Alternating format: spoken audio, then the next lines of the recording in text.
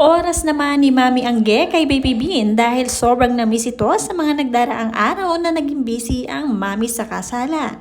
Banting to the max at tawa ng walang humpay ang magmami ngayon. Panoorin at kung hindi pa nakasubscribe, don't forget to click subscribe and hit the notification bell to keep you updated.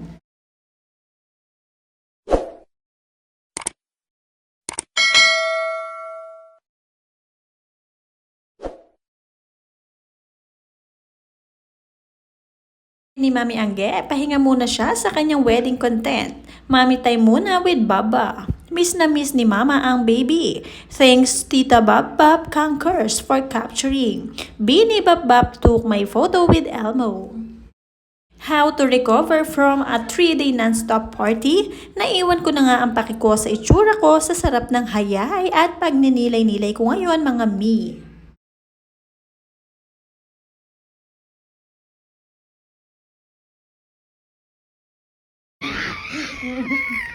Smash.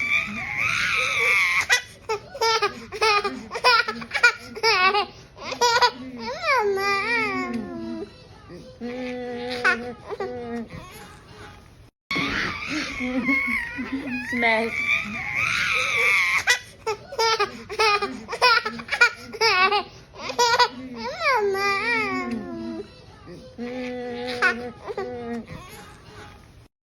Nakapagpahinga na nga rin si Mami Angge sa kanyang 3 araw na pagod sa pag-aasikaso sa mga bisitang maagang nagdatingan sa Siargao. Lahat ng pagod ay worth it para sa kanya at kay Greg. It's time naman para bumawi kay Baby Bean at muling mag-reconnect sa pagiging mami niya, kaya naman minabuti nila na magstay muna sa isla for a couple of days. After ng kasal ng sa gayon ay masolo ang isa't isa, makapag-unwind with her little family.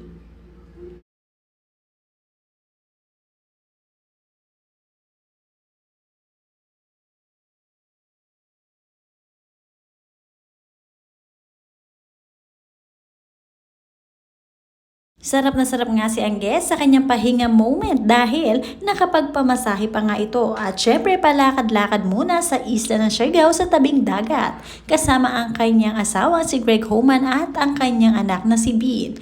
At syempre na-miss niya ang kumain ng cup noodles kaya naman hindi niya ito pinalagpas.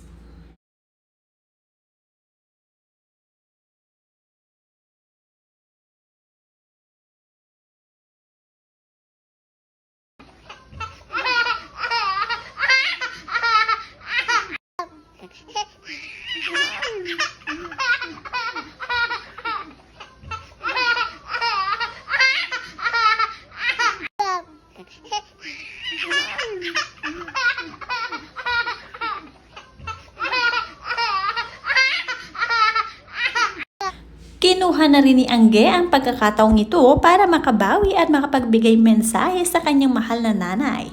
At syempre dahil pahinga siya ngayon ay nakapag-compose siya ng maayos na mensahe para sa mama. Sabi niya dito, "Mama, alam ko kung gaano kang kasaya. Nauwi ako sa tamang tao. Madalas tayong magbiruan. Sinasabi mo na alagaan ko si Greg at umayos ako. Ang sagot ko naman, ma, dead na dead yan sa akin. Pero ang totoo, hindi ako magiging sapat na mama ni Bean ngayon at may bahay ni Greg kung hindi mo ako pinalaki ng tama. Lahat ng meron ako ngayon ay pasasalamat ko sa iyo. Ikaw ang kayamanan ko na kaya kong ipagmalaki kahit kanino dahil ang lahat ng aral na napulot ko sa iyo ang ipamamana ko sa pamilya ko. Hindi ako perpekto at ideal na anak. Matigas ang ulo ko at madalas nilalaban ko ang mga gusto kong subukan. Pero hindi mo ko pinigilan o sadyang wala ka nalang nagawa. Salamat at hinayaan mo ko subukin ang lahat para sa ikakatapang ko. Mahal kita, ma."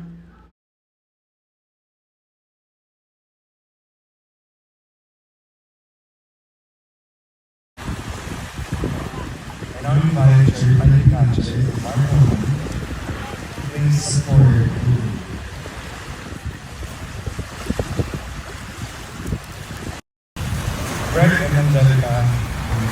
found your one true love at last. And today, they will see it.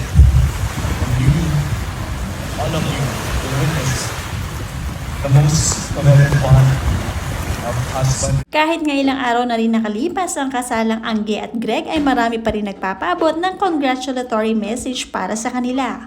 Ang sabi dito, congratulations, you are so blessed. Congratulations din sa mama mo na pinalaki ka niya ng maayos. God bless you more and your entire household.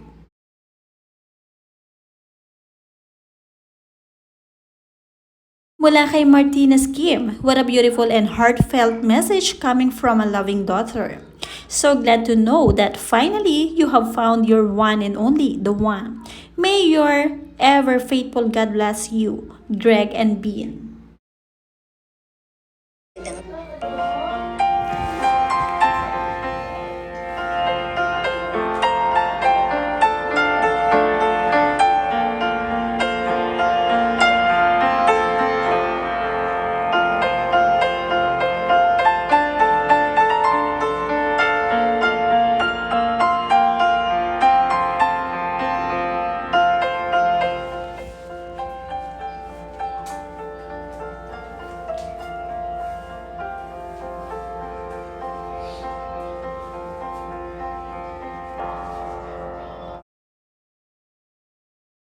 Mahal na mahal talagang tunay ni Angge ang kanyang mama, kaya naman pati ang mga netizens ay natatouch sa kanyang mensahe para dito. Sabi pa nga dito, true yan. Mga mama natin ang nagpapatibay at tumutulong na maging matigas tayo sa buhay. We always owe it to our parents sa mga bagay na pinagdadaanan kasi sila lang din ang makakatanggap in the end. Sa atin kahit may magawa tayong pagkakamali. Naaalala ko pa noong bata ako sa Nueva Ecija na uwi pa kayo ng mama mo. Nagluto siya one time ng spaghetti at sabi mo, ma, ang tigas naman ito. Ang cute mo doon, sabi dito ni April.